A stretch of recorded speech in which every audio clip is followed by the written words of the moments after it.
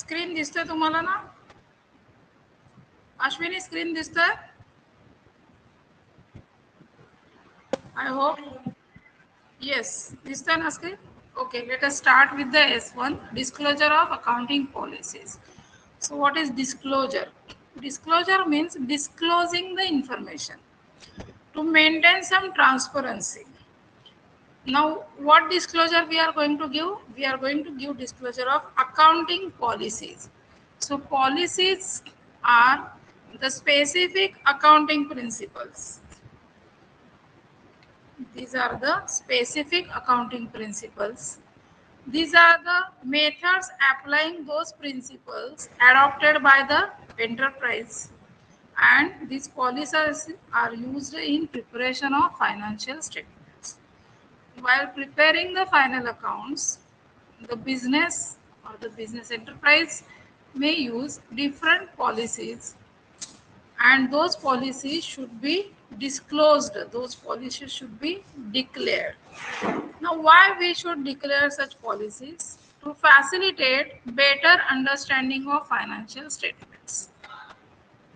A layman should understand your financial statements properly. ज्या वेळेला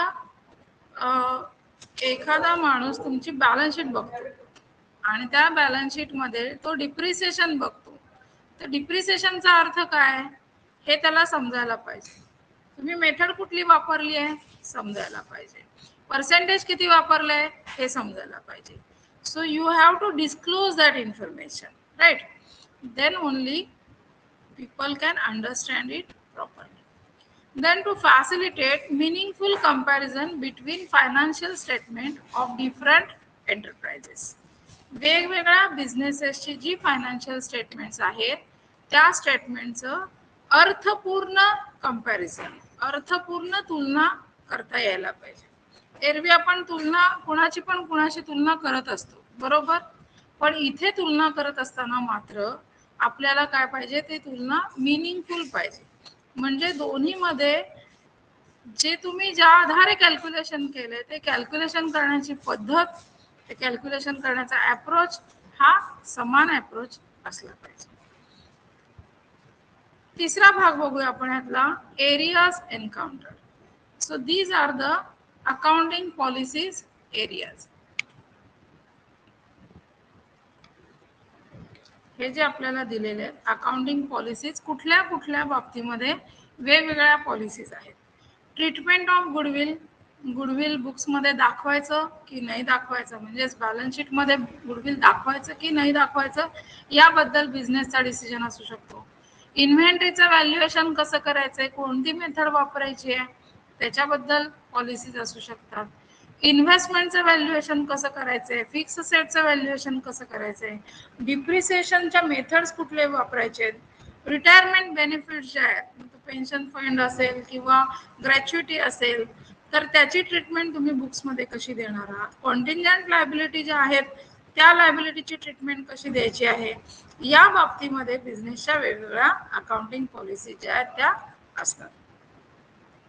so ही list काय exclusive list नाहीये, याच्यामध्ये आणखी गोष्टी इन्क्लुडेड असू शकतात.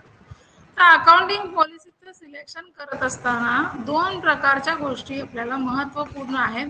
त्या म्हणजे पहिलं आहे प्रायमरी कन्सिडरेशन. प्रायमरी कन्सिडरेशन काय आहे, तर तुमचे जे अकाउंटिंग पॉलिसीज दाखवता तुम्ही, त्या दाखवत असताना तुमचे फायनान्शियल स्टेटमेंट जे आहेत त्याच्यामध्ये ट्रू अँड फेअर व्ह्यू दिसला पाहिजे. तुमची जी बॅलन्स शीट आहे त्या बॅलन्स शीट मध्ये ट्रू अँड फेअर व्ह्यू दिसला पाहिजे. म्हणजे काय, तर तुम्ही जी इन्फॉर्मेशन देताय ती खरी असली पाहिजे, सत्य असली पाहिजे. And again it should be fair information. काही वेळेला इन्फॉर्मेशन खरी असते परंतु ती फेअर असतेच असं नाही. And sometimes the information may be fair but it may not be true. तर या दोन्ही गोष्टी एकाच वेळेला आपल्याला तिथे साध्य करायच्या. सो हे प्रायमरी अकाउंटिंग पॉलिसी सिलेक्ट करण्याच्या मागचं. सेकंडरी कन्सिडरेशन जे आहेत त्याच्यामध्ये दोन आणखी गोष्टी आहेत. एक आहे प्रुडन्स, दुसरा आहे सबस्टन्स आणि तिसरा आहे ॲक्रुअल basis.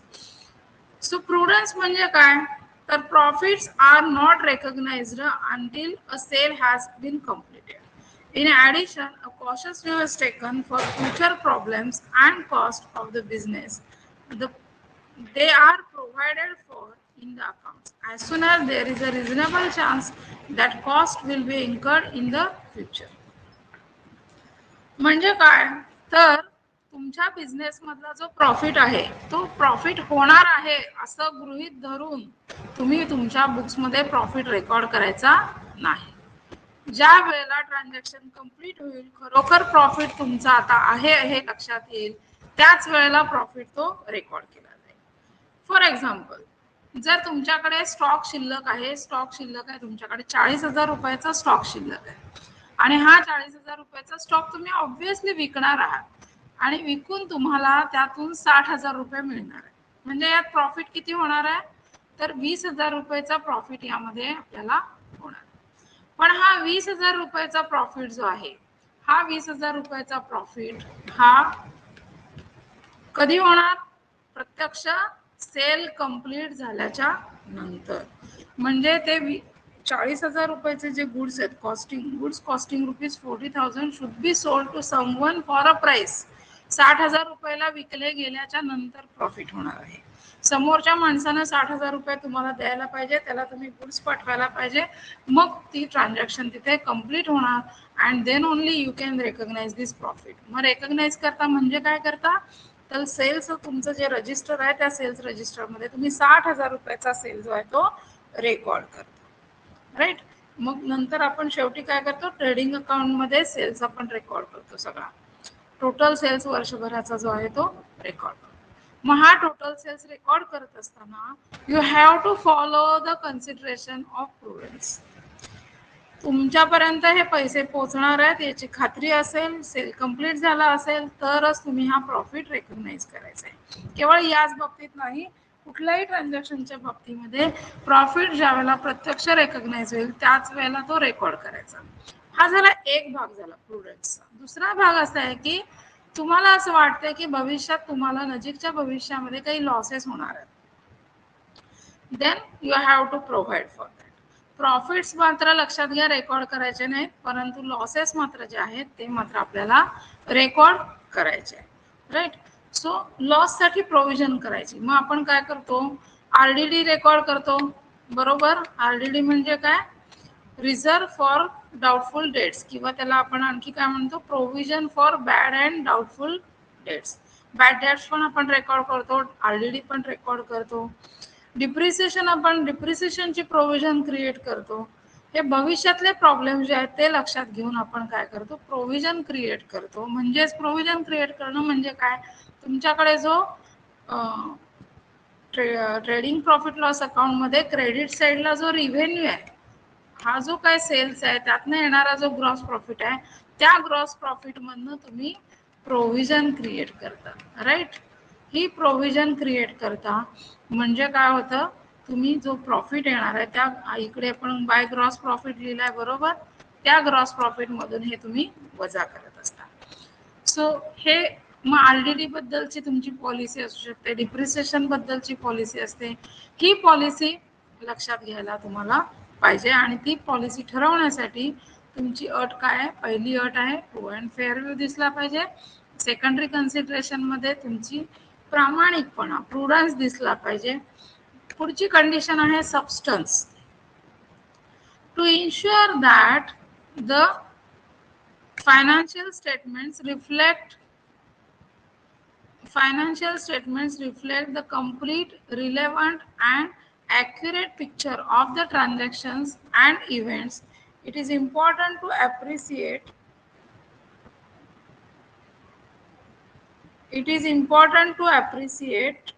and adhere to this concept called substance over form.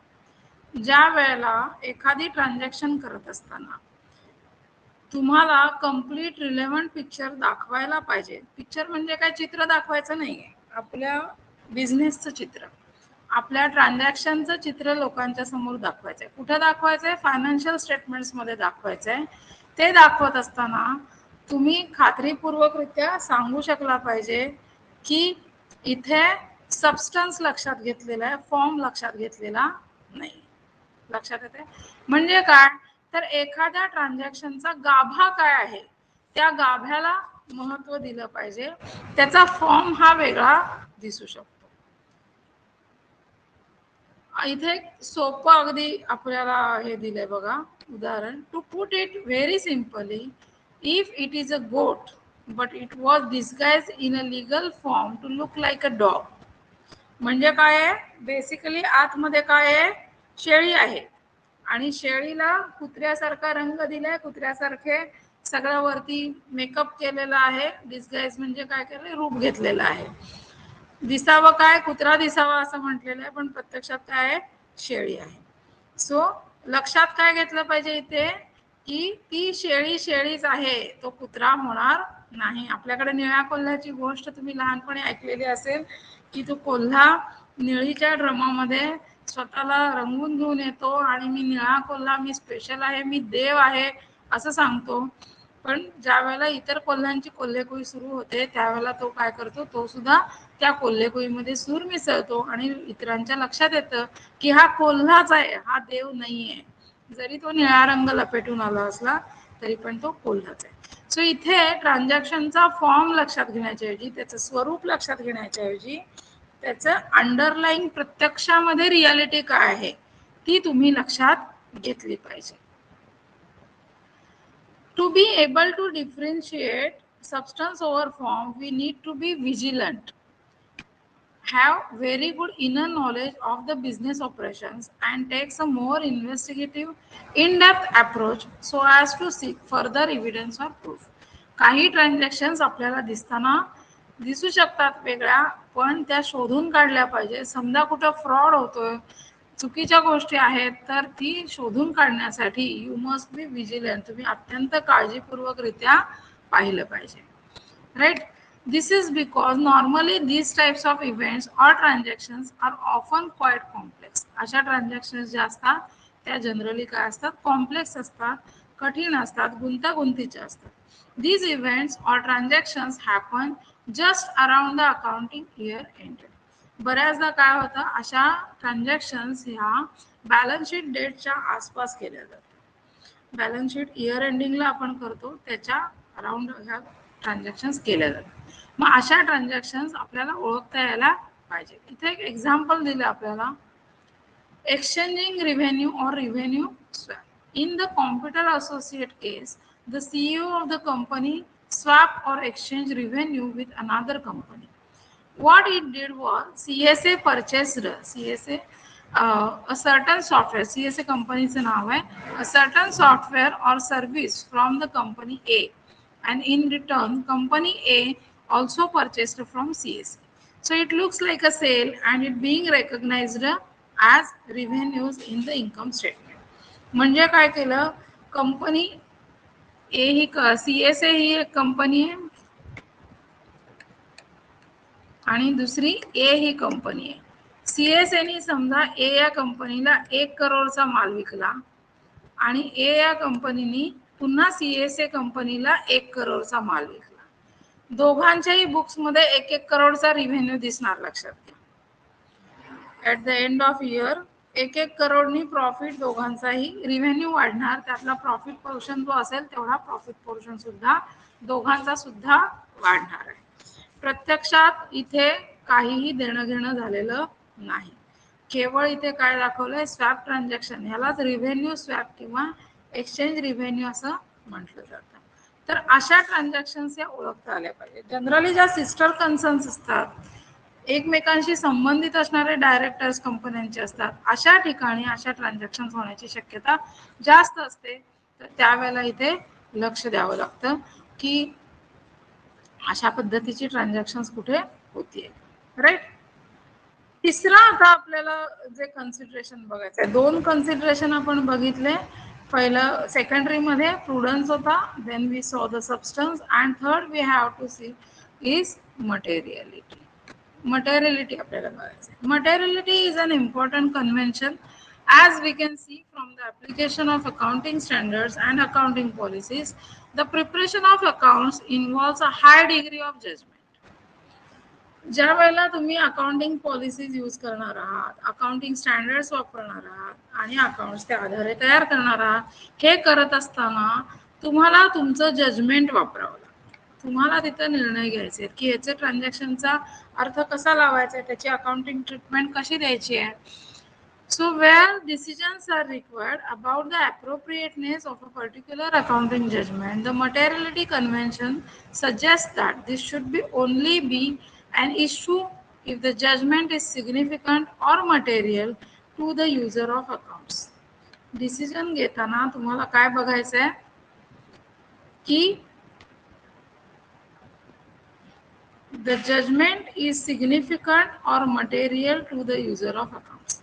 हा जो निर्णय तुम्ही घेणार आहे त्या निर्णयामुळं जे तुमच्या अकाउंट्सचे युजर्स आहेत, अकाउंटचे युजर कोण कोण आहेत, तर तुमचे मॅनेजमेंट आहे, ओनर्स आहेत, एम्प्लॉई आहे, गव्हर्नमेंट आहे, कस्टमर्स आहेत, इन्व्हेस्टर्स आहेत. All this people are using your final accounts, right. तर त्यांच्यावरती काय परिणाम होतोय ह्या डिसिजनचा, तो परिणाम सिग्निफिकंट आहे का, मटेरियल आहे का, म्हणजे मोठा आहे का परिणाम, हे बघावं लागतं. आणि जर असा मटेरियल परिणाम होत असेल तर तुम्हाला तुमचं डिसिजन घेताना विचार करायला पाहिजे. The concept of materiality is an important issue for auditors of financial account. ज्यावेळेला ऑडिटर एखादा डिसिजन तुमचा व्हेरीफाय करत असतो त्यावेळेला तो मटेरियलिटी किती आहे, तुमच्या या डिसिजनमुळे किंवा तुमची एखादी चूक झालेली असेल त्या चुकीमुळे मटेरियल डिफरन्स पडतोय काय, खूप सिग्निफिकंट डिफरन्स पडतोय का तुमच्या प्रॉफिटवरती किंवा लॉसवरती, याचा विचार केला जातो, राईट. सो आपण काय बघितले आता, considerations for selection of accounting policies. पुन्हा सांगते, प्रायमरी कन्सिडरेशन मध्ये ट्रू अँड फेअर व्यू आहे, सेकंडरी कन्सिडरेशन मध्ये 3 गोष्टी आहेत. त्यातली पहिली गोष्ट काय आहे आपल्याकडे, प्रुडन्स, दुसरी गोष्ट आहे सबस्टन्स ओव्हर फॉर्म आणि तिसरी गोष्ट जी आहे ती म्हणजे materiality. Okay, let us go further. त्यानंतर आपल्याला कुठल्याही बिझनेसचं अकाउंटिंग करत असताना 3 फंडामेंटल अकाउंटिंग अझम्पशन्स जे आहेत ती फॉलो करायला लागतात. फंडामेंटल म्हणजे अगदी बेसिक, मूलभूत, right. So first assumption is going concern. So accounting assumes that the business will exist indefinitely into future and accordingly transactions are recorded. तुमचा जो बिझनेस आहे, ज्या बिझनेसचं तुम्ही अकाउंटिंग करत आहात, तो बिझनेस हा भविष्यामध्ये कायम सुरू राहणार आहे आणि त्यानुसार आपण ट्रान्झॅक्शन रेकॉर्ड करतो. हे कसं काय, तर आपण प्रत्येक अकाउंट क्लोज करतो, बरोबर. त्यामध्ये आपण असेट्स पण क्लोज करतो, लायबिलिटीज पण क्लोज करतो आणि त्याचे बॅलन्सेस काय करतो आपण फॉरवर्ड करतो, बरोबर. एखादी समजा फिक्स असेट आहे, बिल्डिंग आहे, तर बिल्डिंग अकाउंट क्लोज करतो, त्याचा बॅलन्स काय करतो आपण डेबिट साईडला फॉरवर्ड करतो, टू बॅलन्स ब्रॉट डाऊन असं आपण लिहितो. हे ब्रॉट डाऊन का लिहितो, तर पुढच्या वर्षी हा बिझनेस चालू राहणार आहे आणि पुढच्या वर्षी हा त्याचा ओपनिंग बॅलन्स असणार आहे असं गृहीत धरतो. या वर्षीचा जो क्लोजिंग स्टॉक असतो तो पुढच्या वर्षीचा काय असतो, ओपनिंग स्टॉक असतो. असं गृहीत धरून हा बिझनेस जो आहे तो चालू आहे हे गृहीत धरून आपण ह्या सगळ्या ट्रान्झॅक्शन्स ते लिहित असतो, राईट. बिझनेस ज्या वेळेला बंद पडणार आहे त्यावेळेला मात्र आपल्याला डिस्क्लोजर द्यायला लागतं की आमचा बिझनेस आता बंद करणार आहोत. म्हणजेच काय, तर गोईंग कन्सर्न हे ॲझम्पशन आता आम्ही फॉलो करत नाहीये असं डिस्क्लोजर आपल्याला द्यावं लागतं. नंतर आपण खाली डिस्क्लोजर्स बघणार आहे, त्यात हा मुद्दा आपण बघूया. Second is consistency. तुम्ही ज्या अकाउंटिंग पॉलिसीज फॉलो करणार आहे त्या फॉलो करत असताना त्याच्यात काय असलं पाहिजे, सातत्य असलं पाहिजे, कन्सिस्टन्सी असली पाहिजे. आपले 5वीतले मार्क 80% आहेत, 6वीतले मार्क पण 82% आहेत, 7वीतले मार्क 85% आहेत, 8वीतले मार्क 87% आहेत, 9वीतले मार्क 90% आहेत. So you are consistently improving. तुमचा ग्राफ कसा चाललाय, वर वर वर वर चाललाय. किंवा तुम्हाला 5वीत 60% मार्क आहेत, 6वीत पण 61% मार्क आहेत, 7वीत परत 60% मार्क आहेत. सो 60%वरती तुम्ही कन्सिस्टंटली आहात, राईट. कमी कमी येता कामा नाही, लक्षात घ्या मार्क्सच्या बाबतीमध्ये, राईट. अकाउंटिंग पॉलिसीच्या बाबतीमध्ये तुम्ही ज्या मेथड्स यूज करताय, ज्या पॉलिसीज यूज करताय, त्या कन्सिस्टंटली आपल्याला फॉलो करायचे. जर तुम्हाला मेथड चेंज करायची असेल, then you have to give the valid reason for change of the method. ती मेथड तुम्ही का चेंज करताय त्याच्या मागे ठोस कारण असलं पाहिजे, ते कारण व्हॅलिड असलं पाहिजे, राईट. तर मेथड चेंज करू शकता आणि त्याचा इम्पॅक्ट जो आहे तो इम्पॅक्ट आपल्याला द्यावा लागतो. Third assumption is accrual. The effects of transactions and other events are recognized when they occur. Occur म्हणजे काय? एखादी घटना घडते. आता इथे घटना म्हणजे कुठली घटना? तर मॉनिटरी ट्रान्झॅक्शन, फायनान्शियल ट्रान्झॅक्शन ज्यावेळेला घडते त्यावेळेला ती घडल्यानंतर तुम्हाला ती रेकॉर्ड करायची, ट्रान्झॅक्शन रेकॉर्ड करायची. as not as cash or its equivalent is received or paid. तुम्ही विक्री केली त्याची कॅश कदाचित नंतर मिळेल, पण तुम्ही सेल केलाय, माल पाठवलाय, त्याचा रेकॉर्ड तुम्हाला करायला पाहिजे, राईट. किंवा तुम्हाला रेंट द्यायचंय, या वर्षाचं रेंट आहे, तुम्हाला या वर्षाचं रेंट 36,000 रुपये पे करायचं आहे, तुम्ही ते पे केलेलं नाहीये, मग 36,000 तुमच्या बुक्स मध्ये याच वर्षात रेकॉर्ड करायचे, आउटस्टँडिंग म्हणून रेकॉर्ड करायचे, कारण ते ॲक्रू झालेलं आहे, या वर्षामध्ये ते रेंट ॲक्रू झालेलं आहे, तुम्हाला ते द्यायचं आहे. तुम्हाला एखादा इन्कम मिळणार आहे, तो ॲक्रू झाल्याच्या नंतर तुम्हाला तो रेकॉर्ड करायचा आहे, लक्षात घ्या. These events are recorded in the accounting records and reported in the financial statements or the periods to which they relate. ज्या अकाउंटिंग पिरियडशी रिलेटेड ती ट्रान्झॅक्शन आहे त्या वर्षाच्या फायनान्शियल स्टेटमेंट मध्ये ते रेकॉर्ड करणं गरजेचं आहे, right. These are not specifically stated in financial statement. Their acceptance and usage are assumed. ह्या तिन्ही गोष्टी ज्या आहेत, गोइंग कन्सर्न, कन्सिस्टन्सी, ॲक्रुअल, या ॲझम्पशन जे ही ॲझम्पशन जे ती गृहीत धरलेली आहेत, ती कुठेही स्टेटमेंट्स मध्ये लिहिली जात नाहीत. म्हणजे स्टेटमेंट मध्ये कुठेही असं म्हणत नाही की we are following going concern, we are following consistency, we are following accrual concept, असं कुठेही म्हणत नाही. बट ज्या वेळेला तुम्ही ते फॉलो करत नाही, that time you have to disclose, right. Let us see the disclosure of accounting policies. काही डिस्क्लोजर्स तुम्हाला फायनान्शियल स्टेटमेंट मध्ये द्यावी लागतात. ही डिस्क्लोजर्स या स्टँडर्ड बद्दलची कुठली कुठली द्यायला लागतात ते बघूया. पहिलं आहे all significant policies adopted should be disclose. ज्या ज्या महत्वाच्या पॉलिसीज तुम्ही वापरलेल्या आहेत, गृहीत धरलेल्या आहेत, त्या तुम्हाला सगळ्या डिस्क्लोज करायच्या. This disclosure should form part of financial statement. हे डिस्क्लोजर काय असलं पाहिजे? या स्टेटमेंटचा पार्ट असलं पाहिजे, फायनान्शियल स्टेटमेंटचा. एकीकडे प्रॉफिट लॉस अकाउंट काढलाय आणि दुसरीकडे तुम्ही डिस्क्लोजर दिले असं चालणार नाही. तर बॅलन्स शीट आणि प्रॉफिट लॉस अकाउंट दोन्हीशी रिलेटेड असणारे जे काही डिस्क्लोजर्स आहेत ते सगळे एका ठिकाणी द्यायचे आणि ते सुद्धा इंटिग्रल पार्ट आहेत फायनान्शियल स्टेटमेंटचा, लक्षात घ्या. Any change in the accounting policies which has a material effect in the current period should be disclosed along with the amount of effect. ज्या वेळेला तुम्ही एखादी पॉलिसी चेंज करताय त्यावेळेला त्याचा जो काही मटेरियल म्हणजे सिग्निफिकंट इफेक्ट असेल तो इफेक्ट करंट पिरियडवर काय पडलाय, प्रॉफिटवर पडलाय, लॉसवर पडलेला आहे, तो इफेक्ट सुद्धा तुम्हाला त्याच्या अमाऊंट सकट किती इफेक्ट पडलाय अंदाजे त्याच्या सकट तुम्हाला डिस्क्लोज करायचं आहे. And lastly, if the fundamental accounting assumptions are not followed, the fact should be disclosed. ही जी 3 अकाउंटिंग assumptions आपण बघितली, accrual, going concern and consistency, ही assumptions तुम्ही फॉलो केलेली नसतील तर ते तुम्हाला डिस्क्लोज करायला पाहिजे as a notes to accounts. खाली बॅलन्स शीटच्या खाली नोट्स म्हणून तुम्हाला लिहायला पाहिजे, राईट. सो या पद्धतीनं ही अकाउंटिंग स्टँडर्ड 1 ची थिअरी आहे.